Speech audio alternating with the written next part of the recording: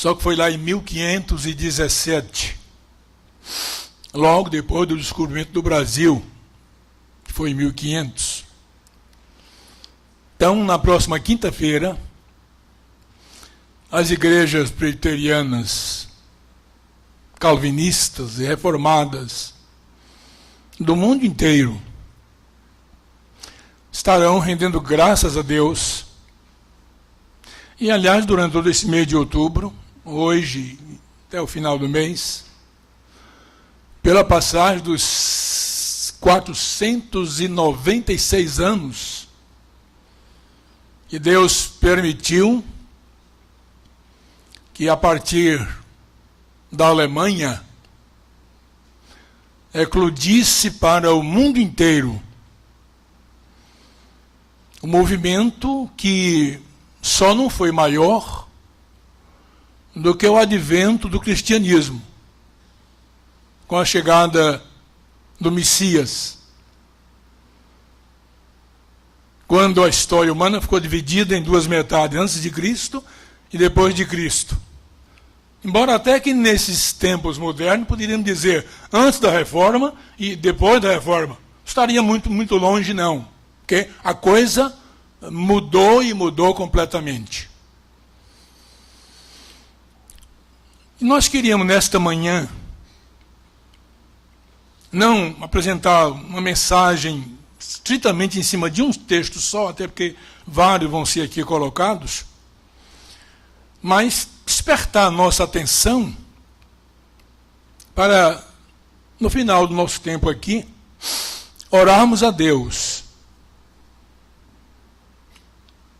agradecendo, porque às vezes nós esquecemos tanta coisa, como eu sei, eu tenho esquecido, e acho que você também tem esquecido, muitos dos legados que lá em 1517, a partir daquele 31 de outubro, naquele dia feriado dedicado lá às coisas religiosas, na cidade de Wittenberg, na Alemanha, quando Lutero afixou na porta da sua igreja, na Catedral de Wittenberg, aquelas que nós conhecemos, aquelas famosas 95 frases, sentenças, 95 teses. E aquilo incendiou praticamente o mundo da Europa e tem chegado até nós. Nós temos esquecido muito dessas coisas. Então vamos agradecer a Deus pelo que houve e pedir que o Senhor nos abençoe para que essas verdades escriturísticas não sejam jamais apagadas do nosso coração, da nossa mente, principalmente porque nós estamos caminhando para um momento difícil na história da igreja e da própria humanidade. Então o propósito seria esse, no final nós vamos, com a graça de Deus, orar. Mas eu queria ler aqui em Romanos 12, abra a sua Bíblia, Romanos 12, 2 versículos muito conhecidos, o que vamos dizer aqui nesta manhã, praticamente para muitos, não vai ser novidade. Nós estamos apenas reprisando, relembrando, nos fazendo mais perto dessas verdades que nós já sabemos e que às vezes ficam lá escondidas, em algum lugar, em alguma gaveta, em algum baú.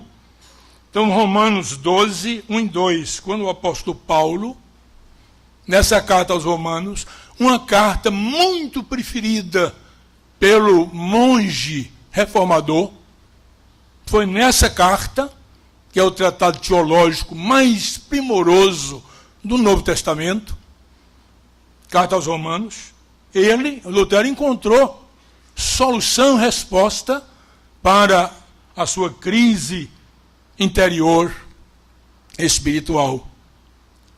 Paulo diz assim: rogo-vos, pois, irmãos, pelas misericórdias de Deus, que apresenteis o vosso corpo, na outra versão diz vossos corpos, usa o plural, por sacrifício vivo, não sacrifício morto, que impressiona só pela forma, pelo exterior, mas aqui vem de dentro do coração, sacrifício de alma, de espírito vivo, santo, aqui significa separado, estritamente, exclusivamente com o objetivo de glorificar a Deus, vivo, santo e agradável a Deus. Agradável porque Deus não se agrada daquilo que não está segundo o seu padrão, que é o vosso culto racional, de compreensão, de vontade. Originalmente, esse termo aqui é mais do que razão simplesmente, porque alcança o ser, o nous do adorador. E no verso 12 ele diz: e não vos conformeis, não tomeis a forma, o esquema, a morfé, não tomeis a forma, não vos conformeis com este século, com este tempo, com as coisas aqui, mas transformai-vos pela renovação da vossa mente, para que experimenteis qual seja a boa, agradável e perfeita vontade de Deus. Vamos voltar as páginas para o capítulo 1 da mesma carta aos Romanos e vamos ler apenas o verso 17. Diz assim: visto que a justiça de Deus se revela no Evangelho de fé em fé, como está escrito, o justo viverá por fé. O justo viverá por fé. Cubra a sua cabeça um instantinho só. Vamos orar. Senhor Deus e Pai, obrigado por este tempo. É um tempo de refrigério. É um tempo de recolhimento espiritual. É um tempo de gratidão, de reconhecimento pelo que o Senhor fez no passado, usando servos seus, pelo que o Senhor está fazendo hoje e aqui entre nós, e pelo que o Senhor fará pelos seus servos e pela sua igreja, até a volta gloriosa do Senhor Jesus, que até entendemos pela palavra, não está muito distante. Senhor, nos abençoe, para que nesta manhã, relembrando fatos que já ficaram para trás, mas que não devem ser esquecidos jamais, no momento do agora, possamos dar graças a Deus,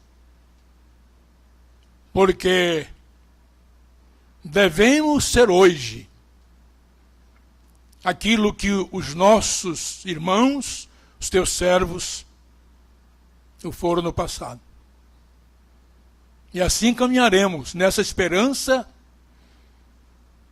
de terminarmos a nossa caminhada aqui, mais dias, menos dias, não sabemos, aprovados pelo Senhor.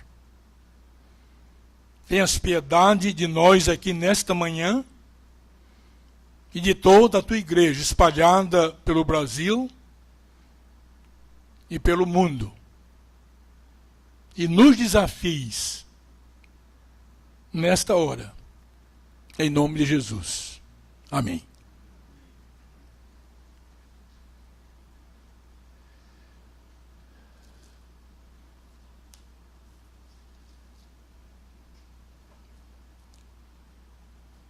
Meus amados, todos nós sabemos, não há nenhuma novidade para ninguém, que uma das, e a principal finalidade do Senhor Jesus deixar as alturas dos céus e vir morar entre nós, tomando a forma humana, bebendo a nossa água, comendo o nosso pão, sujando os pés pelas estradas poeirentas da Palestina, foi organizar um povo que pudesse cumprir o que um outro povo não cumpriu. Estou falando do povo de Israel, esse outro povo, que tinha o objetivo de ser uma bênção entre todas as nações, e eles deixaram a graça, a bênção, como que fugir por entre os dedos. E aí eles tiveram que dar lugar ao que o Novo Testamento, através de Pedro, vai chamar de Novo Israel, da nação santa, do povo de propriedade exclusiva de Deus. E essa nação santa começa com o Senhor Jesus chamando aqueles 12 homens, não é novidade para ninguém, Simão Pedro, Filipe, Mateus, Tadeu, Tiago, lembra daquele corinho, né? João, outro Tiago, André, Bartolomeu, Judas, Simão, Tomé. Judas se enforcou, Mateus tomou o seu lugar, e mais tarde Deus levanta Paulo, esse que escreveu a carta aos Romanos, para ser um 13º apóstolo nesse colegiado, para fazer, estabelecer, crescer, desenvolver essa igreja que tem um objetivo específico no mundo até a volta do Senhor Jesus.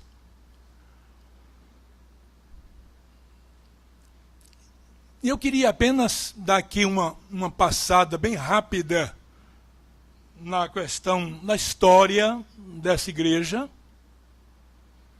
que tem o seu período de instalação com os apóstolos, principalmente depois do Pentecostes. O Senhor havia dito, está lá em Mateus 16, edificarei a minha igreja e as portas do inferno não prevalecerão contra ela. Então, pela palavra, nós aprendemos que o Senhor veio, e Ele próprio, e não sobre Pedro. Ele diz, tu és Pedro, e sobre esta pedra, e ele está se referindo a ele próprio, porque Pedro havia dito, respondendo a uma pergunta, quem dizem os homens que eu sou?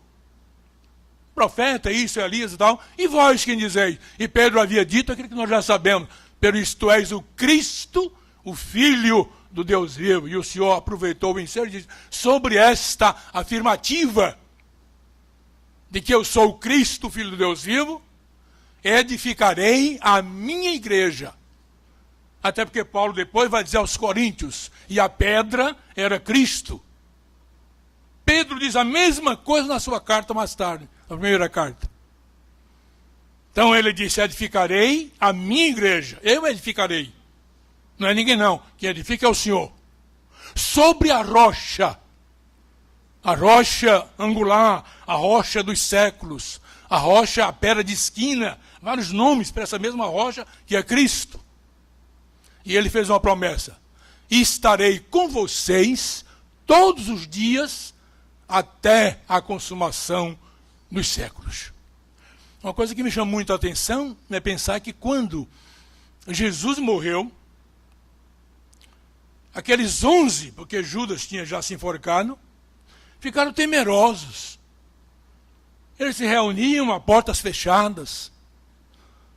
Eles estavam com medo da sanha dos romanos e dos próprios judeus, principalmente, dos seus irmãos de sangue, porque tinham assassinado ao Senhor Jesus.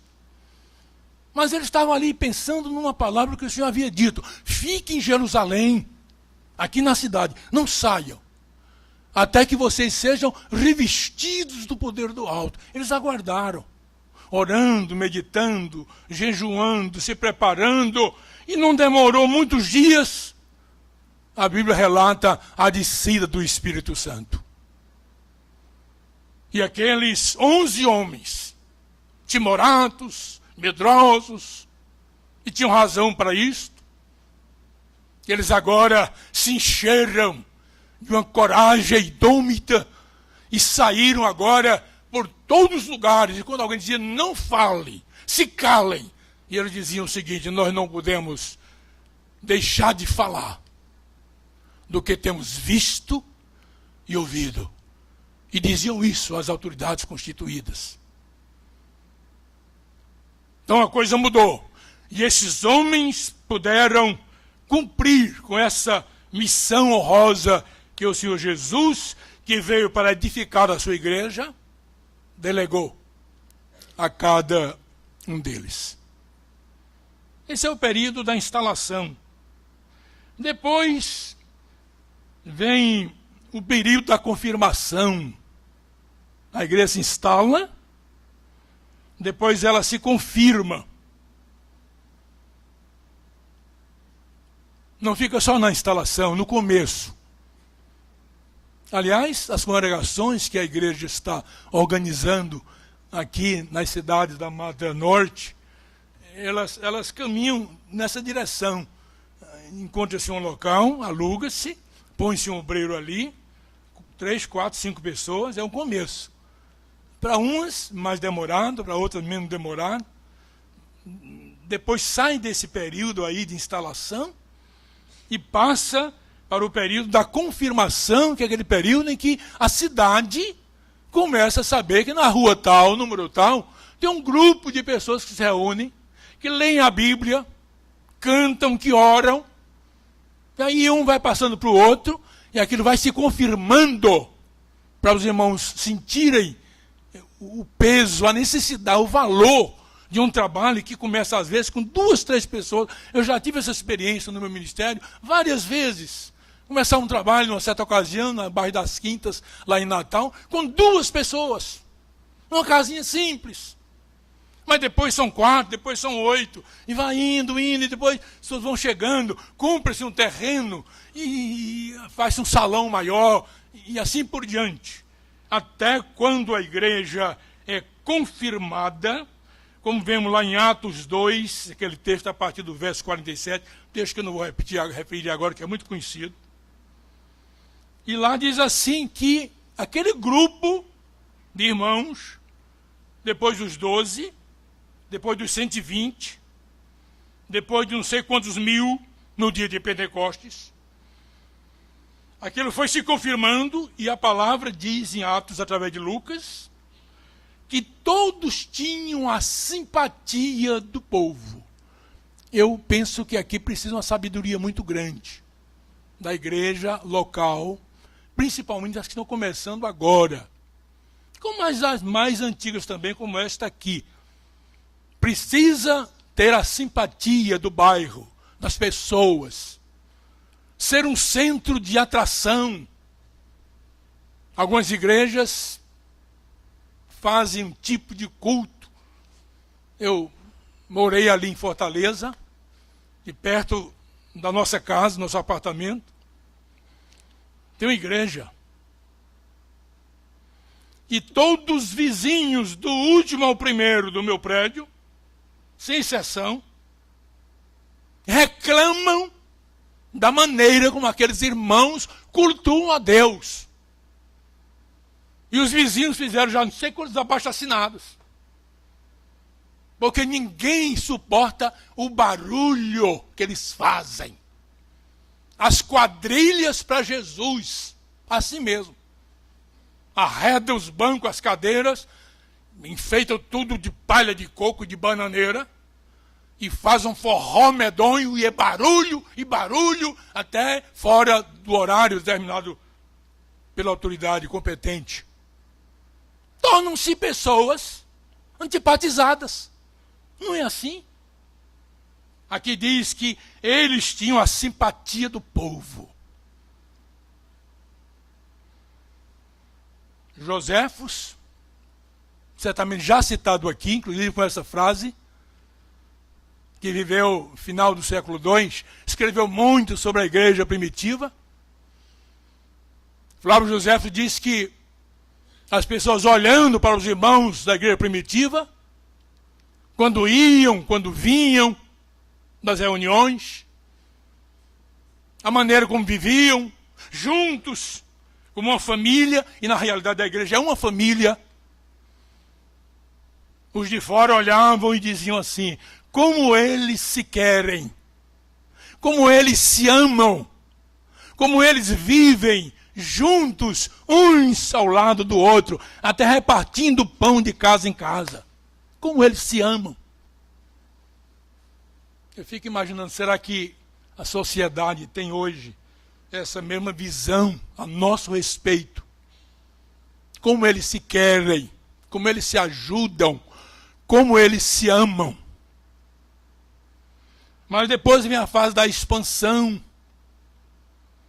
Em Atos 9:31, veja que versículo maravilhoso. Abra aí sua Bíblia, Atos 9:31. Lucas diz assim: a igreja cresce, é o título aí. Diz: a igreja, na verdade, tinha paz por toda a Judéia, Galileia e Samaria, até em Samaria,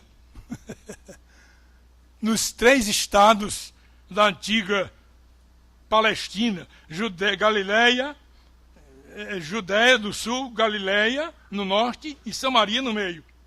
Edificando-se e caminhando no temor do Senhor e no conforto do Espírito Santo, crescia em número, que já havia crescido antes, no Espírito, na essência, na santificação. Agora crescia em número. Esses 2 crescimentos agradam muito ao Senhor. Então vem a expansão. Agora, com a expansão, vem o período da perseguição. As autoridades começaram a ficar ciumadas. Esse povo está crescendo. Começando com Nero. Esse povo vai dar trabalho.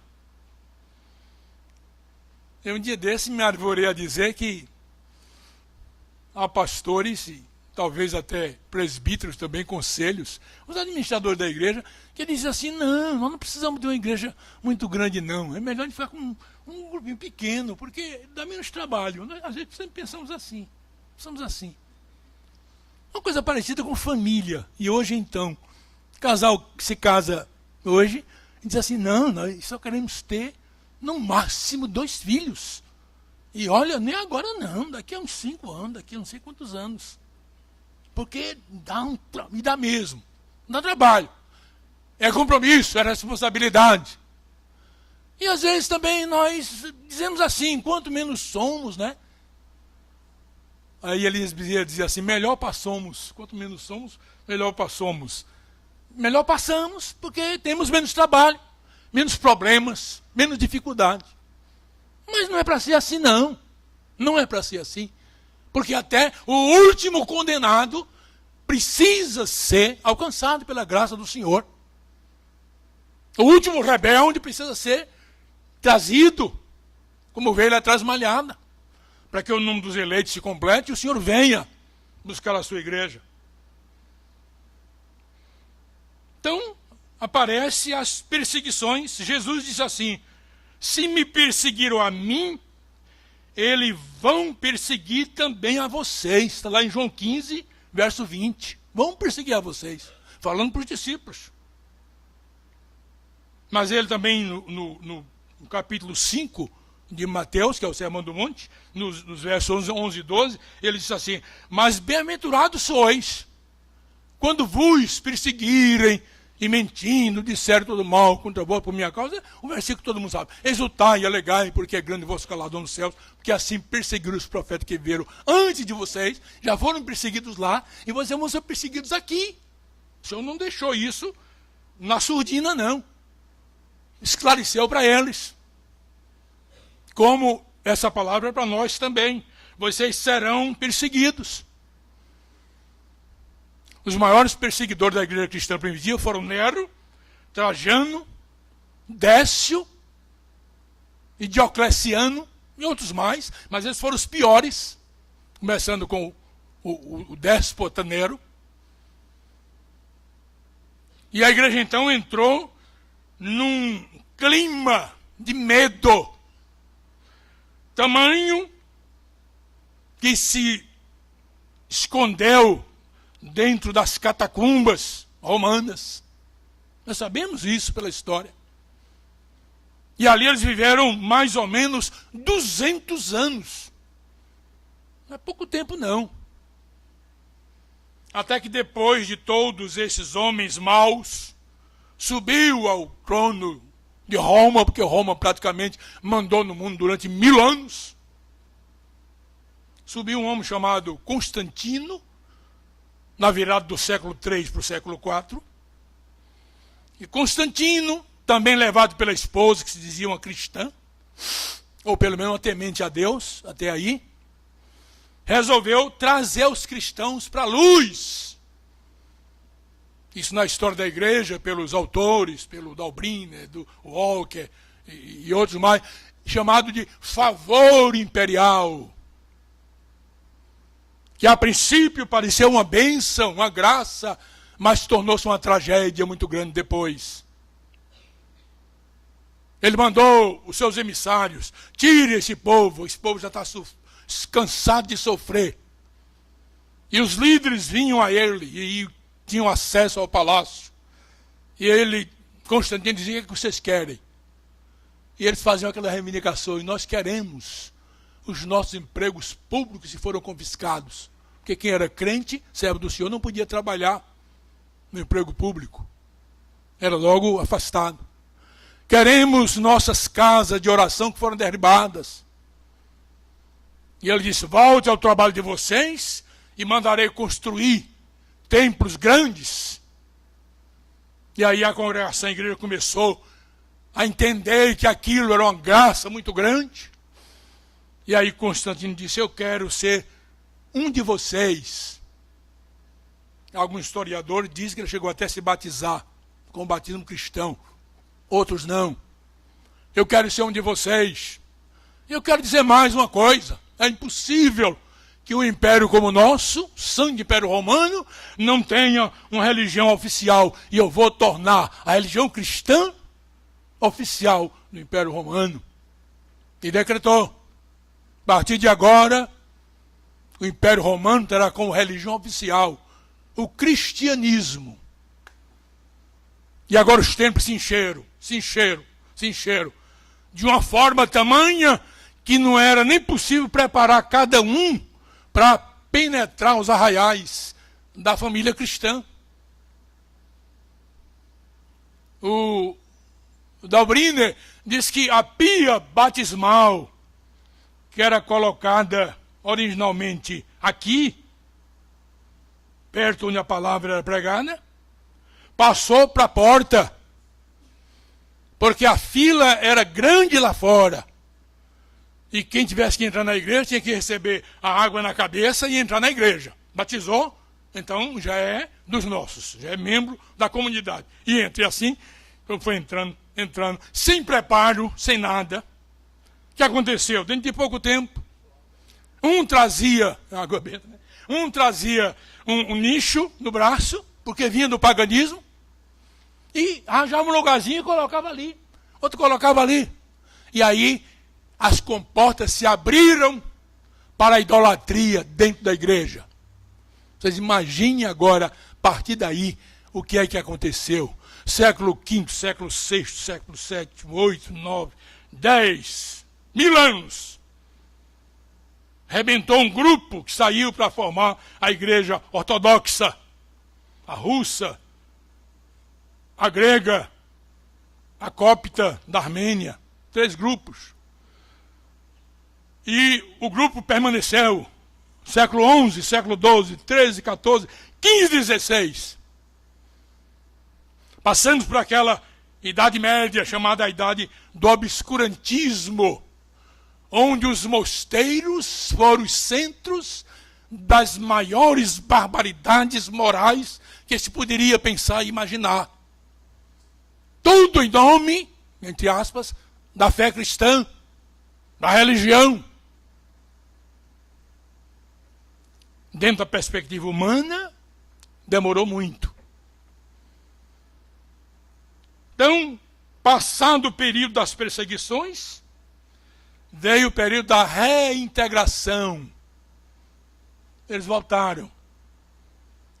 Se reintegraram. E como eu disse, o que pareceu um bem tornou-se uma tragédia na vida da comunidade chamada Igreja Cristã. E aí entra o período da contaminação dos dogmas da idolatria e outros, do poder, da riqueza e da luxúria. Não se sabia quem tinha mais poder, se o rei ou se o papa. Nesse tempo já tinha a instituição da chamada pretensão petrina dentro da história da igreja, que é aquele arranjo para colocar a linha do papado desde Pedro. Então, ninguém sabia quem tinha mais poder. Quando o exército ia à guerra, tinha que passar pelo cetro do Papa, para ser borrifado com água benta. Água benta. E a palavra papal era a palavra final.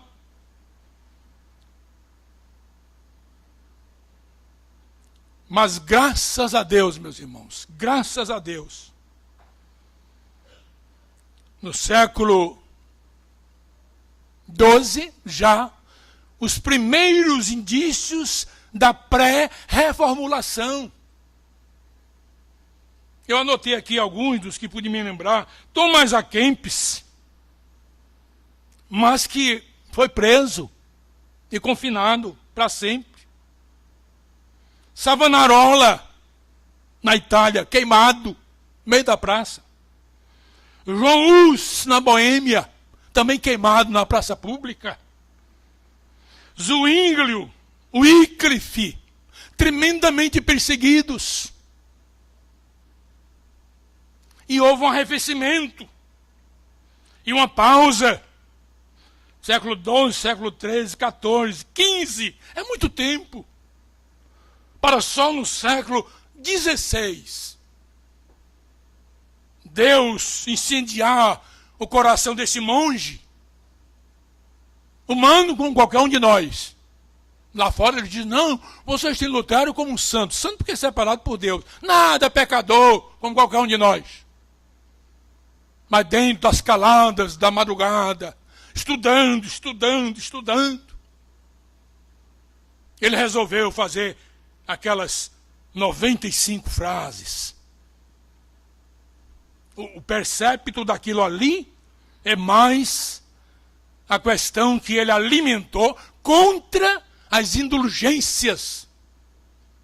Há outros pontos também. É bom você ler as 95 frases. É fácil. Dentro de 5 minutos você lê as 95 frases. O que eram as indulgências? Eram as orações que eles diziam, assinada pelo Papa da época, do seu tempo, e que os monges saíam vendendo aquelas indulgências num saquinho que era pendurado no pescoço. Um saco de um lado cheio das indulgências e do outro lado o saco de botar o dinheiro.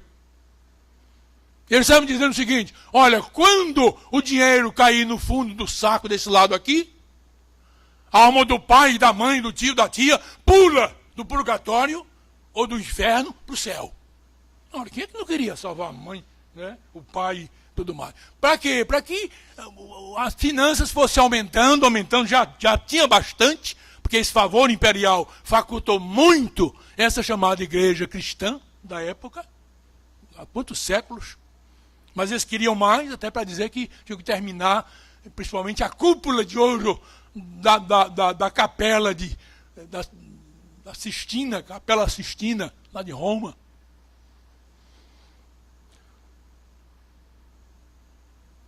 Mas, no século XVI, vem a reformulação. A reforma. Eu coloquei a reformulação. E 3 homens Deus usou de maneira maravilhosa aqui. Lutero, Calvino e Knox. Lutero na Alemanha, Calvino na França, depois na Suíça, em Genebra. Teve que fugir da França para não morrer. E Knox na Escócia. Outros mais, mas principalmente esses 3 servos de Deus. Com coragem, com decisão, quando eu penso assim, rogo-vos, pois, irmãos, que apresenteis os vossos corpos por sacrifício vivo, santo e agradável a Deus. E olha esses homens, que não tiveram a vida por preciosa em nada. Eu estava falando domingo passado lá em Fortaleza, na igreja da Aldeota, e dentro da mensagem, a gente colocando alguma coisa também da vida desse homem, como uma expressão de fé, serviço a Deus. Eu estava lembrando daquela experiência vivenciada por ele, quando passou a noite com os companheiros ali. Eu estou pensando na dieta de Worms, quando ele seria convocado para se detratar de tudo que havia falado e escrito. E isso era muita coisa contra a igreja, a que ele serviu durante tanto tempo. Aí os companheiros, depois daquela noite de jejum, de oração, disseram, nós iremos com você. Ele disse, companheiro, isso depois de aconselhar, não vá que eles vão lhe matar. Ele disse aquela frase famosa, né? Ainda que haja tantos demônios lá dentro, como telhas no telhado, eu irei. Eles disseram, então se é assim, vamos com você. E o historiador Ratzinger diz assim, eles saíram cantando, Castelo Forte é nosso Deus. Lutero já tinha escrito este hino. Espada e bom escudo, com seu poder defende os seus em todo transagudo. Quando chegaram na porta da dieta, já estava apinhada, de um lado todo o staff de Leão X, era o Papa da época, e do outro lado Carlos V, com seu staff também. E o espaço vazio, ele penetrou, chegou à porta, quando ele chegou, os amigos, que eram mais ou menos 10, foram barrados. Disseram, não, você não entra não. Ficaram fora. E ele entrou sozinho. Ao chegar aqui, o camareiro de Leão X, o Miltitzi, lhe teria perguntado, Lutero, você nega tudo o que escreveu e disse contra a Santa Madre Igreja? Ele olhou para as duas plateias e disse, o que falei. O que escrevi, está escrito. Eu não posso ir contra a minha consciência. Está dentro desse Romanos 12, 1 e 2. E a frase final dele foi, Deus me ajude. Quando ele se entregou para o sacrifício, Beza, o seu biógrafo, diz assim, não há explicação nenhuma, humanamente falando. Porque Deus havia preparado um cinturão humano, que já desceu das galerias, parece de ambos os lados, e fizeram uma proteção ao redor dele, dando-se as mãos, e pelas portas do fundo da dieta, o tiraram. E Lutero morreu muitos anos mais tarde de morte natural, na sua própria cama, em sua própria casa, rodeado pelos seus familiares. Homens de coragem. Eu fico pensando, e nós hoje? Que nos amofinamos diante de qualquer perigo que se levanta contra nós. Não temos nem coragem, às vezes, de dizermos que somos servos de Deus. Somos crentes. Ficamos envergonhados. Nós cantávamos há pouco, Lutero disse, ainda que tenhamos de perder, né? Famílias, bens, prazer. No original, não sei por que aqui, porque as traduções vão mudando alguma coisa, mas ele diz famílias, bens, ele coloca a esposa, a mulher. E ele sabia o quanto Catarina de Bora lhe era valiosa como companheira nessas horas difíceis. Famílias, bens, mulher. Embora, não é verdade, tudo vá, mas por nós Jesus está e dá-nos a seu reino. Porque o justo viverá por fé. E fé é o que nós não podemos ver. Porque se vemos, não é fé. Aliás, o Hebreu diz isso. A fé é o... Hebreus 11, né? A fé é o firme fundamento das coisas que se esperam e a convicção de fatos que se não veem. Esses homens já antevê a nova vida depois da ressurreição com Deus na eternidade. Eu, atendendo a uma moribunda, Deus estava preparando para levá-la para o céu. E numa madrugada, ela disse assim, abra a Bíblia, no capítulo 15, da carta aos Coríntios, a primeira carta aos Coríntios, morrendo em cima de uma cama e pedindo para ler aquela beleza sobre ressurreição, ressurreição, ressurreição, ressurreição. Você vai morrer e agora pedindo para ler sobre ressurreição? Sim, porque eu vou viver, eu vou viver. É a expressão dessas pessoas. Não morrem não, pelo contrário. Vida e vida eterna para sempre. Agora, com a reformulação, criou-se a contra-reformulação. Contra-reformulação. Chamada de contra-reforma. Pela igreja da época.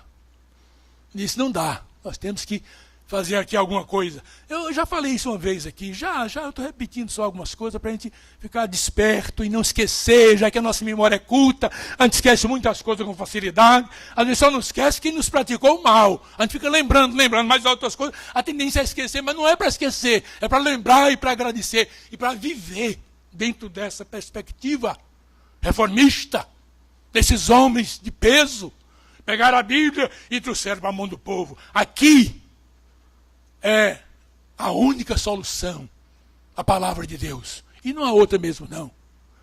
Então o que é que eles fizeram? Nessa contra-reformulação, eles reuniram em Trento, agora outra cidade da Itália, em 1557. Passaram vários anos ali, e ali foram colocadas 3 coisas terríveis, terríveis. Primeiro, o índex, que seria toda literatura que fale sobre esse novo caminho reformado, deve ser confiscado e queimado. Segundo, vamos instituir a Inquisição. Quem teimar em deixar o caminho da Santa Madre Igreja, aliás, sobre isso, esse Papa que faleceu, antes de deixar agora, o João Paulo II, pediu perdão ao mundo todo. Agora pedindo perdão, porque na Inquisição nós matávamos muita gente. Acho que muito tarde. E mataram mesmo. Eu tenho um volume dessa espessura. Não está comigo aqui, está em algum lugar, porque meus livros estão semeados. Dessa espessura. Falando só sobre a Inquisição em Portugal. Se você lê, seu coração chora. Goteja. Tudo por estes togados. Eu fico pensando que ainda alguns pastores, até presbiterianos, começam um tipo de namoro, um bocado de coisa por aí. Cuidado! Muito cuidado!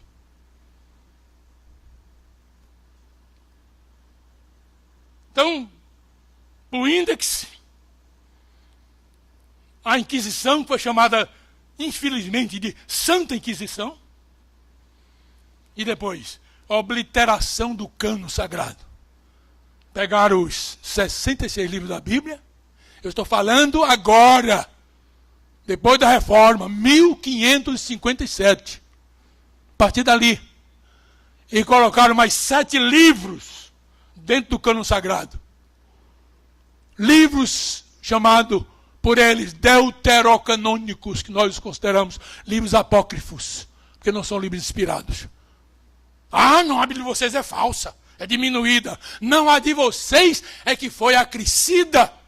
Quebrando um princípio escriturístico de João no Apocalipse. Quem tirar um J, ou subtrair, ou aumentar um tio, alguma coisa, será réu do fogo do inferno, das penalidades eternas. Tiveram medo de tirar? Acresceram. O mesmo pecado. De agora para cá. E antes?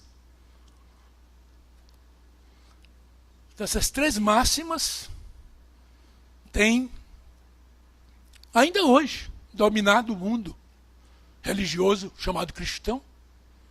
Se não aqui no Brasil, aqui e acolá, isso já foi pior no passado, mas tem acontecido em muitas nações do mundo hoje.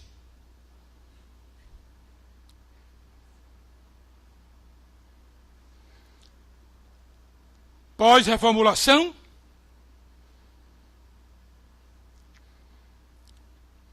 ainda bem que Deus permitiu. Só para confundir ainda mais sua mente aí, né? Vamos ver. Instalação, confirmação, expansão, perseguição, reintegração, contaminação, pré-reformulação, reformulação, que aí é a reforma do 31/10/1517, pós-reformulação, que depois de algum tempo da reforma, houve necessidade já de alguns ajustes. Deus levantou um grupo de homens ilustres, eu coloquei aqui alguns como Oliver Cromwell, embora com alguns desmandos na sua vida lá, de militar, Jeremiah Taylor, Horácio Bonar, John Owen, João e Carlos Wesley e tantos outros. É o período dos puritanos do século XVII, na virada para o século XVIII.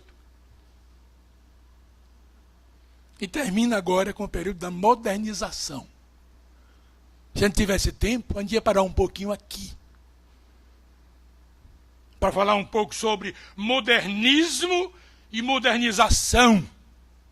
Modernização, apego a tudo que é moderno. Modernismo, rejeição a tudo que é antigo. Tem gente nas nossas igrejas, hoje, presbiterianas, que não quer saber de nada que está no passado. Não, nós somos modernos. E essa modernização tem trazido um prejuízo tremendo, que nós não temos tempo agora, para a vida espiritual da igreja, da minha vida, da nossa vida. Nós precisamos estar acordados, alertas, porque a necessidade é grande. Dessa eu chamo aqui de reformulação. É uma reforma. É uma tomada de atitude. Porque muita coisa dentro dessa modernidade, desse modernismo, principalmente um modernismo chamado teológico, quando quer interpretar a Bíblia ao seu bel prazer. Ora, está saindo agora até a Bíblia gay, uma Bíblia gay. É como dizia Tiago Lins, é de lascar, né? Uma Bíblia gay.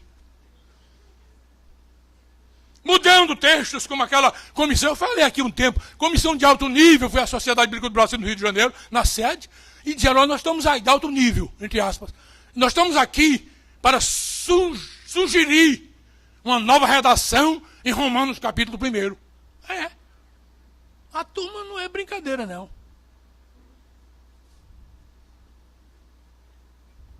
Os da Irmandade, né?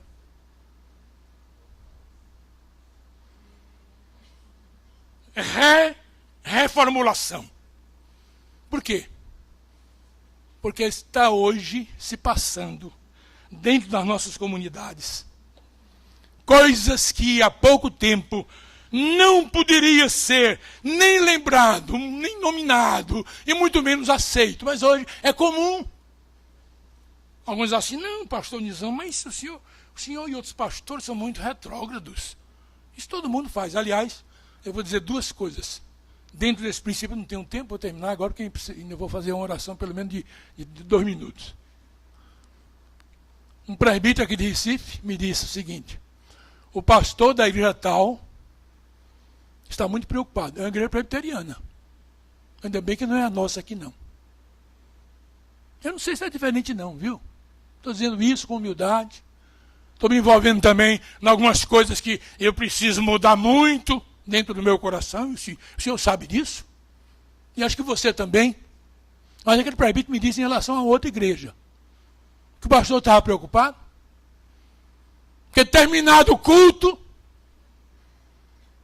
os casaizinhos saem para alguns lugares dentro da noite.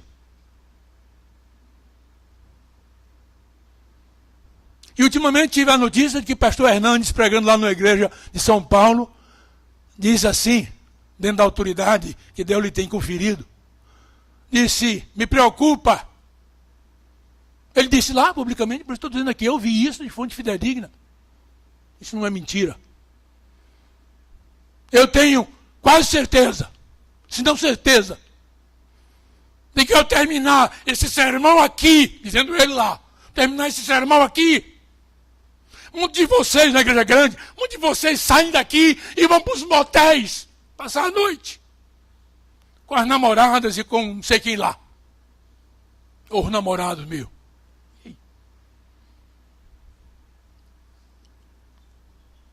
Mas isso é comum, isso é normal, não é não. Isso é porque essas máximas daqui estão sendo descartadas, esquecidas na vida da gente, na vida da igreja. Nós temos que parar e pedir a Deus que nós passemos por essa reformulação antes que seja tarde demais. Por isso, devemos agradecer, por um lado, e pedir a Deus sabedoria, por outro, para podermos aplicar esses ensinamentos que vêm das Santas Escrituras. Já que a reforma colocou, né? Sola Christus, só Jesus. Sola fide, só a fé. Sola gracia, somente a graça de Deus. Sola Escritura, só a Bíblia, palavra de Deus. E glória, exaltação, somente a Deus. Nem a Maria, não. Nem a santo nenhum. É ao Deus Pai, Deus Filho, Deus Espírito Santo, pois Paulo diz isso a Timóteo, há um só mediador entre Deus e os homens, Jesus, que medeia, único, exclusivo, e mais ninguém. São máximas da reforma, já que eles entenderam que Jesus precisa de auxiliar para salvar alguém. E a Bíblia não diz isso. Deus nos abençoe, nos ajude. Curva a sua cabeça um instantinho.